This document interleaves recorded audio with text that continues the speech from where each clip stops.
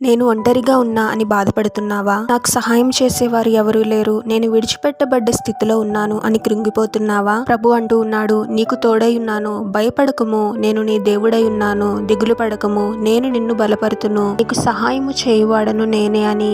ప్రభుకున్న మరొక పేరు ఇమ్మానుయేలు. ఇమ్మానుయేలు అనగా అర్థము దేవుడు మనకు తోడుగా ఉండును అని. మనుషులు ఎవరైనా కొంతకాలమే మనతో ఉంటారు, పరిస్థితులను బట్టి ఏదో ఒక రోజు మనల్ని విడిచిపెట్టి వెళ్ళిపోతారు. కానీ మనం ఆరాధిస్తున్న ప్రభువు ఎప్పుడూ మనకు తోడుగా ఉండే దేవుడు. ఒంటరిగా ఉన్నాను అని బాధపడవద్దు, కానీ ప్రభు నీకు తోడుగా ఉన్నాడు అనే ధైర్యాన్ని కలిగి ఉండు. ప్రభు సన్నిధిలో విశ్వాసంతో ప్రార్థించు.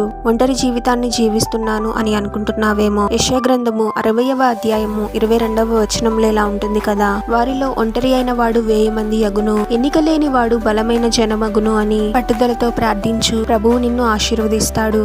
కేవలం నిన్ను ఆశీర్వదించడమే కాదు, నీవు ఎంతో మందికి ఆశీర్వాదకరంగా ఉంటావు.